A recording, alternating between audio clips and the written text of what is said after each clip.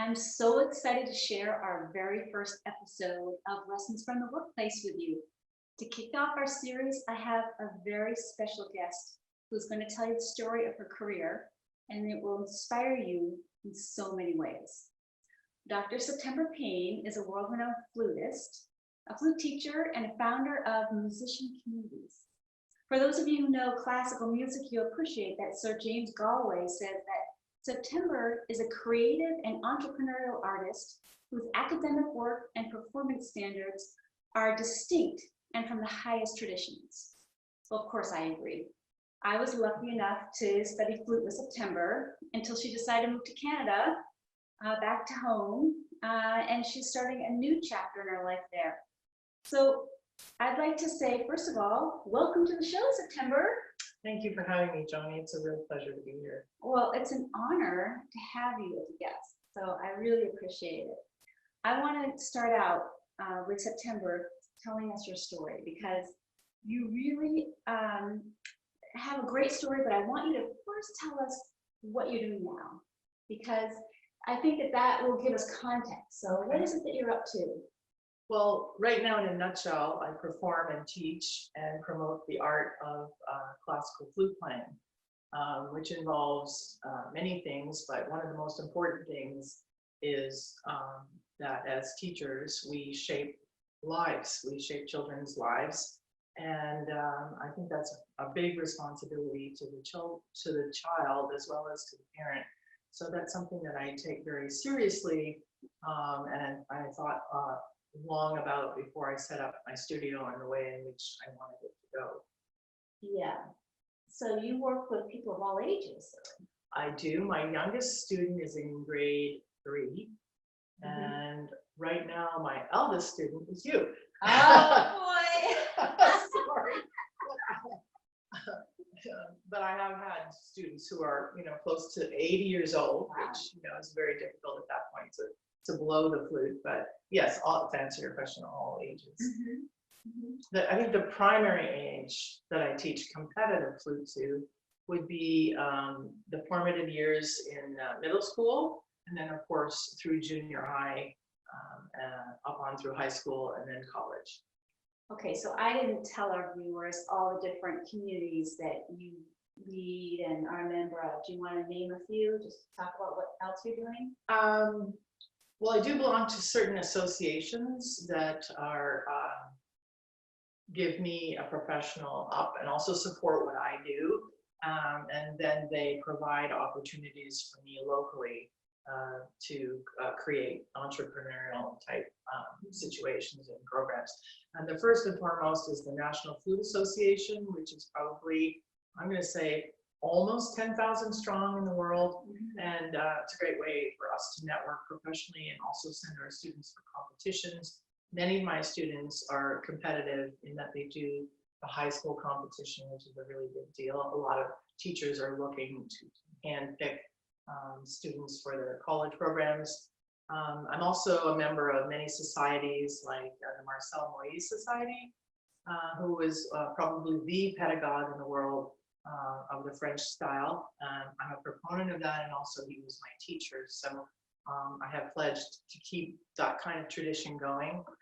There's also the Musicians Union in town. There is a group I co-founded with several flutists called San Diego Coastal Flutes, and that is something that we're probably going to get into a little bit more. It's sort of cutting edge way to teach young artists. Okay, yes. Well, I wanted to set the backdrop there because you have worked with an entrepreneurial setting as well as teaching students and building communities. So now let's go backwards here and start back when you were starting out your career as a musician and playing flute. And tell us first of all what your plans were. What were you planning to do when you started taking the flute and, I guess moving forward, you went to music school and all that. So tell us a little bit about that. Well, I think in the beginning, nobody really knows what they're going to do. They go to band class, they choose an instrument, and it either goes well or it doesn't go well. And then you find a teacher that will support you through that endeavor. But as you get more serious about it and think that, hey, I really love this might be a career option,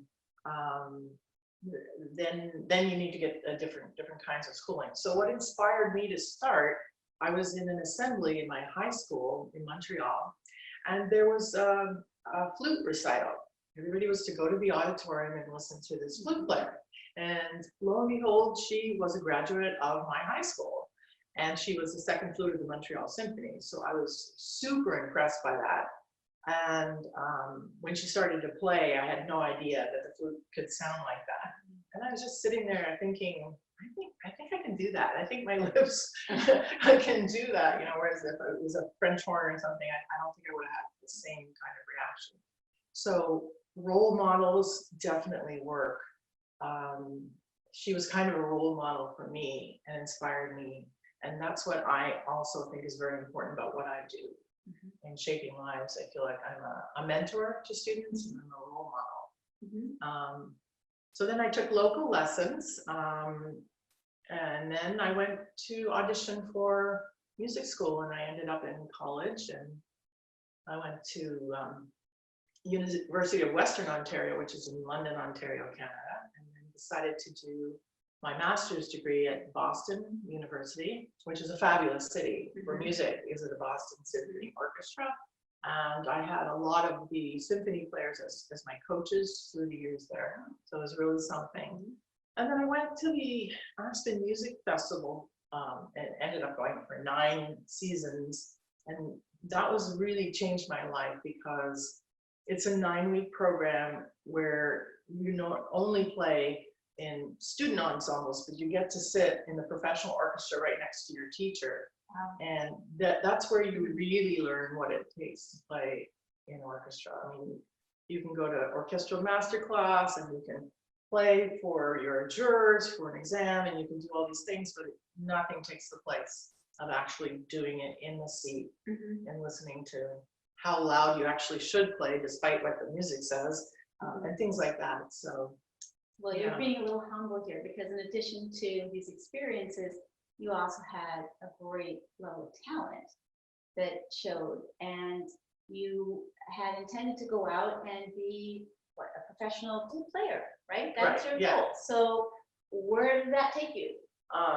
It's interesting, because I knew that right away that was the path I was going to take, whereas some people are like, well, I'm not sure first year of college what I'm going to do. But I knew from the beginning that's what I wanted to do. So along the way, there's no apprenticeship, like medical school, internship. So everybody's wondering, hey, it's getting close to graduation time. What are we going to do? What is this really like? It's like an unspoken thing. So I just gradually stepped out while I was studying in school to take every opportunity that came my way, every little tiny job, a lot of volunteer work. I ended up teaching in the South and North Shore community colleges in Boston, and through little jobs like that, you just put one foot in front of the other and you become closer to your goals. We always private lesson teach while we're studying, and then I was invited to go to Rice University with a full scholarship to finish my doctorate degree, and I moved there, and I supported myself through teaching lessons and networking through the local flute guild there, and with conductors and youth orchestras. So you sort of build as you go, and then you decide, I'm going to give a recital, I'm going to start small, I'm going to go to the local library concert series, and the more you get yourself out into public, the more people invite you, to play and those kind of things. And then I realized that there are not enough places for all of us to have jobs. Symphony orchestra typically takes 2 flutes and a piccolo. And when you go to these auditions, there can be upwards of 200 people vying for the same seat, and so on and so forth. So you have to be very creative. You have to know your environment. You have to look to the needs of your community and see what it is that you have to offer if you want to be successful, because there's a lot of people teaching out of their homes with degrees, without degrees, and sometimes the public doesn't know the difference and parents don't know, and so you're up against a lot of competition. So you have to try to offer things that are maybe in addition to what other studios are doing, or your type of specialty that attracts people to want to study with you. Okay, well, I think you also have something else that's really interesting to share about something that's serious that impacted your flute playing and your ability to continue being a performer as much as you once wanted to. So can you tell us a little bit about that? Yes. So first of all, growing up in Canada, our background is a lot of chamber music and solo, to be a soloist. It wasn't until I moved to the United States that I saw how important orchestral careers were. And I started studying in that way and taking, professional auditions for orchestras. It wasn't long after that that I started out with some hand problems that hampered my progress in, getting a job. And lo and behold, long story short, I ended up with an immune disorder called rheumatoid arthritis, which attacks your joints. And that was very challenging. I thought at first, well, maybe I will find another career, and that was short-lived because I went to Wellesley Girls' School in Boston, and I took accounting and business, following father's footsteps, but it really wasn't for me. And so a very wise teacher said to me, you need to ask yourself the question, not should I be in music, if you love it that much, but what in music should I be doing? Exactly. And so by reframing that question, I knew that there was a place for me, and I didn't want to quit. And it's been through the entrepreneurial back roads that I've found that I've made a real difference, and I've satisfied my own professional needs as well as those of others. So. And this is not to say they don't play flute well, because I've seen you play and you're amazing. So I don't know, maybe they're just, different requirements for a symphony orchestra, but. Well, there are, but basically I would have to say that with this illness, it's easier for me to play the music that I'd like to play, that I know I can play. Whereas in a symphony orchestra, you don't have a choice. You have your music all laid out for you for the entire year.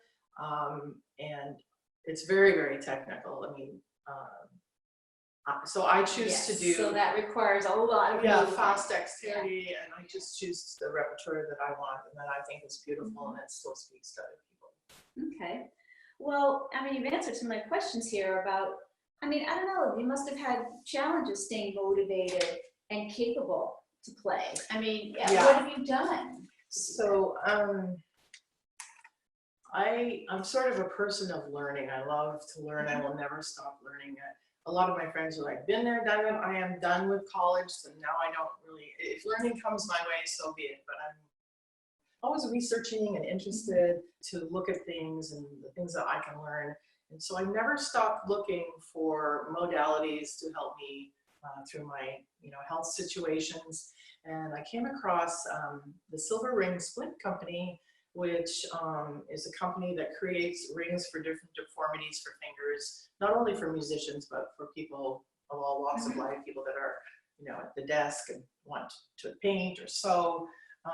So physically, I met with the right people, the right doctors. I took a whole different approach to living and diet, and even for my body and also mentally for my spirit and my soul, with yoga and meditating, just all the things that would de-stress me physically and mentally. And through all these different modalities, and also I have to mention biofeedback, which is kind of all the rage now. But back then in the 80s, although it was invented, I think, in the early as the 50s, I relearned how to play my instrument attached to a biofeedback machine. Oh, interesting. Yeah, because the stress would be transferred through the fingers, and you really do have to be light as a butterfly. We're not really holding our instruments.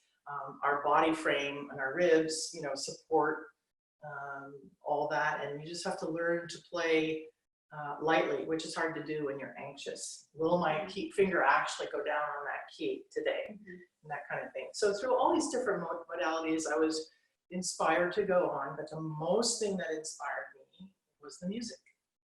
Right. The soul of the music is just incredible. You know, once you start playing Bach and Debussy and Fauré and all these brilliant composers, it's something that touches your soul, and it's just something that I couldn't let go of. Wow, I mean, I told you it was going to be inspirational. Okay, so I really want to get into some of these unique and creative solutions that you have formed, you know, in terms of being successful. Let's talk about some of them. So first of all, you said that you've created many entrepreneurial opportunities for musicians. So how did you recognize the need for mentorship in this entrepreneurial area? Well, when I first moved to San Diego, it was kind of, and this is what other people and communities, cities think of San Diego musically, or did when I first arrived here 20 years ago. In LA, the term is a musical wasteland. Oh, I know, ouch, which is really unfortunate, but at the time our symphony had gone under, and the community basically support sports, theater, comedy, and very little to do with classical music. And I moved here primarily because of the weather for my health. And so I needed to find an opportunity to make a living. And I thought I could because I had done it in several other cities, some grassroots things. So I just saw how other studios were doing it, and I thought I could supplement and add to that by offering what they also do in Europe, because I was French schooled in flute and had been to Europe to study. And Canada also, we do things a little bit differently. And so I decided it was time to maybe meet with some like-minded musicians of the area and form maybe a group that would not only support students' present and future needs in classical music, but also support the performer and the teacher as a professional. There's a lot of groups in town that, you know, are for the students, right. But this was also a program where the teachers could play and, you know, network together, and you know. So San Diego Coastal Flutes is what came about. There were about 11 like-minded flute players that joined us, and now today we're down to 2, just my co-partner and I, but it's been really great. What we did is we invite guest artists, I mean world-renowned artists. Right. We had James Galway, we had Carol Winsense, Isabelle Chapuis. A lot of these people are from the French school who studied in Paris or have, you know, the same Marcel Moïse teaching. And so we do that several times a year.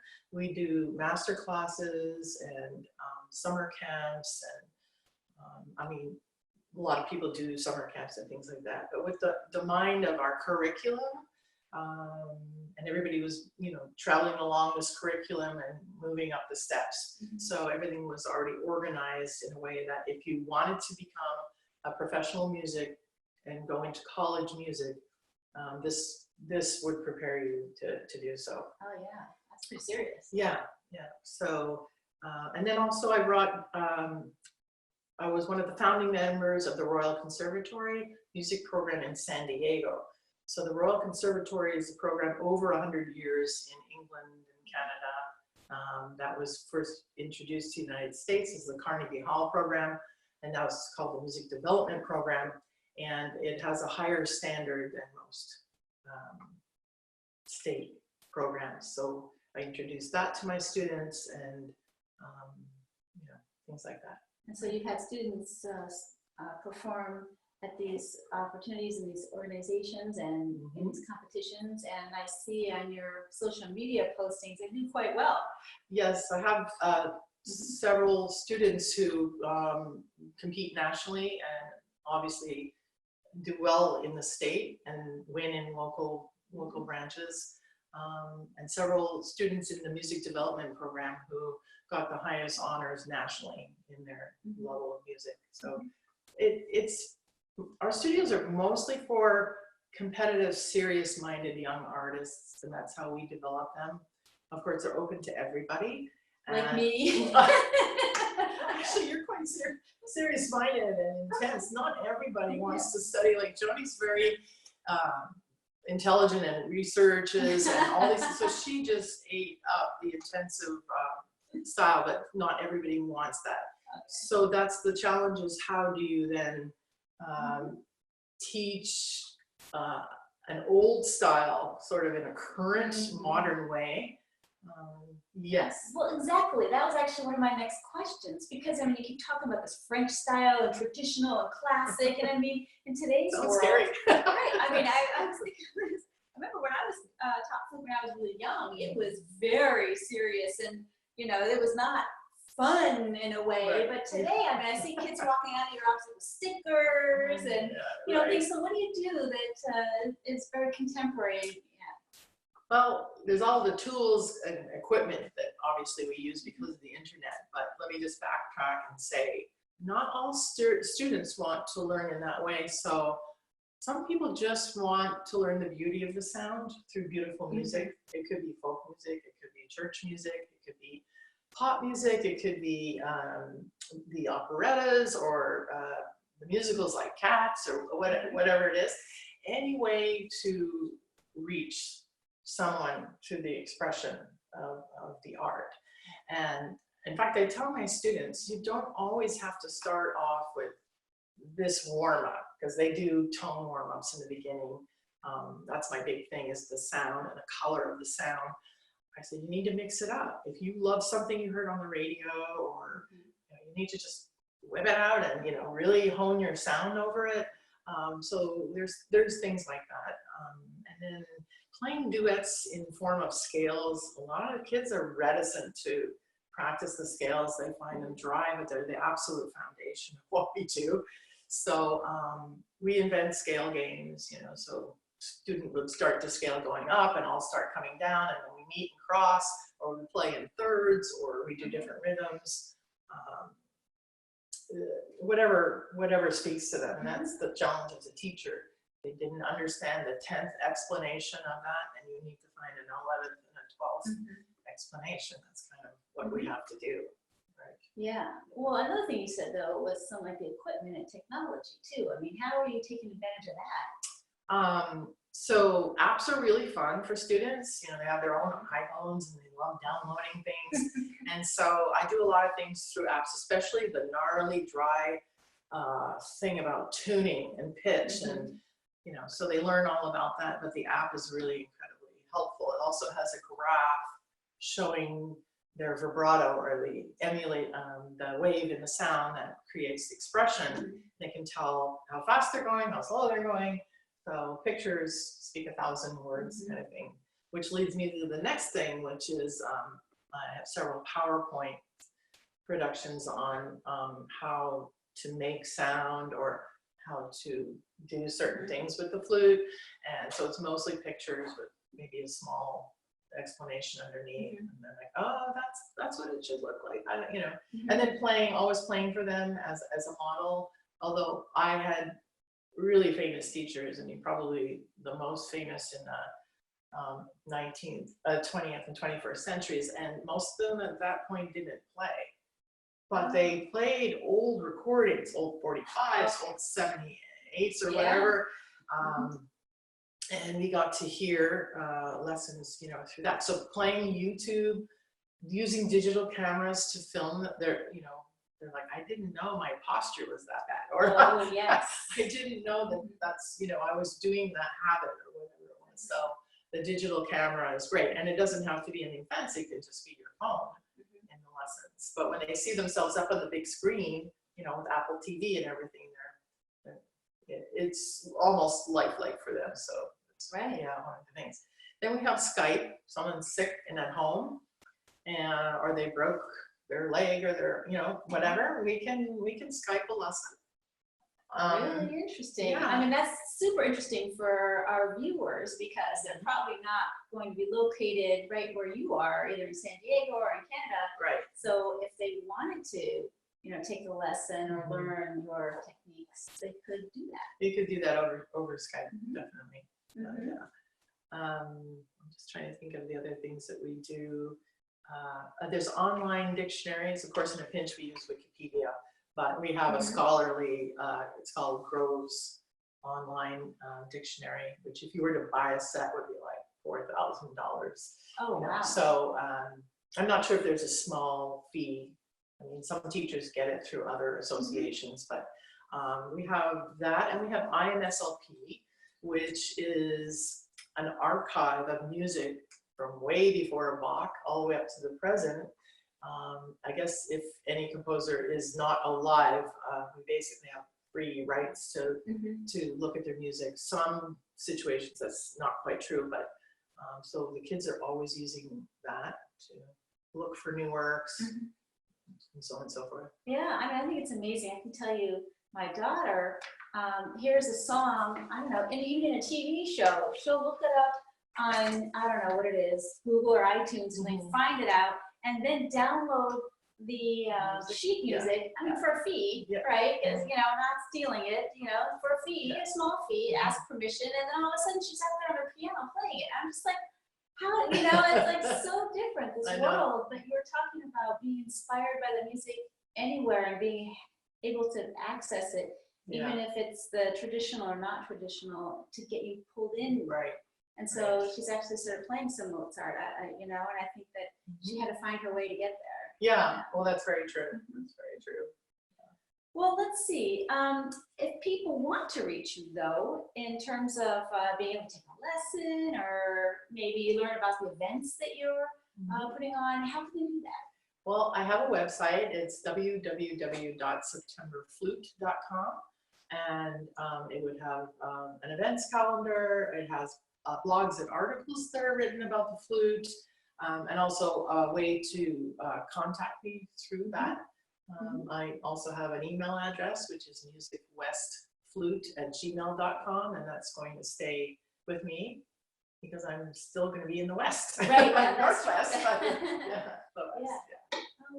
Well, any final words of wisdom to maybe some aspirational musicians or people who are just trying to think about ways to achieve in life in a non-traditional way?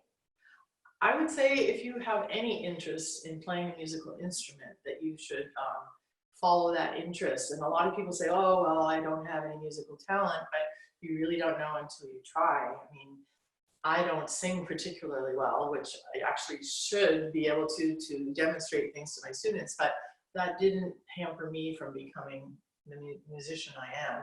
I guess my ears work fine. It's just my voice wasn't, you know, trained. So you never really know. I would just encourage you to follow that dream or desire. And if you have the right teacher, someone who's very understanding and patient, who loves what they do, I think you'll be surprised at how inspired you could be to play an instrument.